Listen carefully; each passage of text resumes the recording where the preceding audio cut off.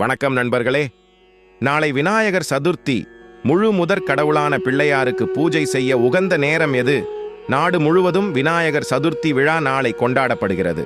முழு முதற் கடவுளான விநாயகருக்கு ஆவணி மாதத்தில் பூஜை செய்யப்படும். இதற்காக விநாயகர் சிலைகளை பொதுமக்கள் வாங்கி வீட்டில் வைத்து பூஜை செய்வார்கள். விநாயகருக்கு மிகவும் பிடித்தமான மோதகத்தை வைத்து மக்கள் வழிபடுவார்கள். மேலும் தெருக்களில் ஆங்காங்கே பெரிய பெரிய விநாயகர் சிலைகளும் வைக்கப்பட்டு பூஜை செய்யப்படும். இவையெல்லாம் குறிப்பிட்ட நாட்கள் கழித்து ஊர்வலமாக கொண்டு செல்லப்பட்டு கடற்கரைகளில் கரைக்கப்படும். விநாயகர் பூஜையை எப்படி செய்ய வேண்டும் என்பதை பார்க்கலாம். நாளை முதலில் அதிகாலையிலேயே எழுந்து வீட்டை சுத்தம் செய்ய வேண்டும். பிறகு வீட்டு வாசலிலும் சாமி இருக்கும் அறையிலும் மாக்கோலமிட வேண்டும். பின்னர் குளித்துவிட்டு பூஜை அறையில் மணையை வைத்து அதன் மேல் தலை வாழை இலையை வைக்க வேண்டும்.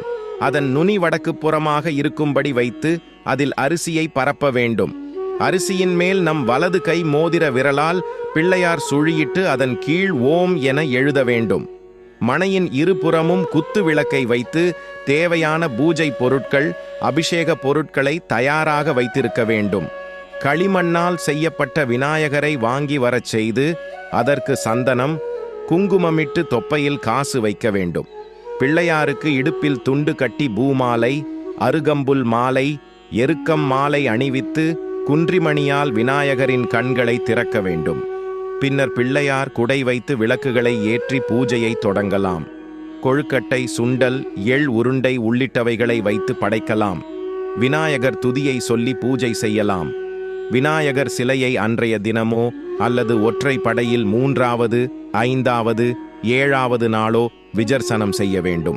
விநாயகர் வீட்டில் இருக்கும் வரை இரு வேளையும் பூஜை, நைவேத்தியம் செய்ய வேண்டியது அவசியம். தொப்பையில் பதித்த காசை எடுத்து வீட்டில் வைத்து பூஜை செய்தால் செல்வம் பெருகும், லட்சுமி கடாட்சம் கிட்டும். இந்த பதிவை படித்த கேட்ட அனைவருக்கும் நன்றி. இந்த பதிவு பிடித்திருந்தால் லைக் செய்து நமது சேனலை சப்ஸ்கிரைப் செய்து கொள்ளுங்கள். நன்றி, வணக்கம்.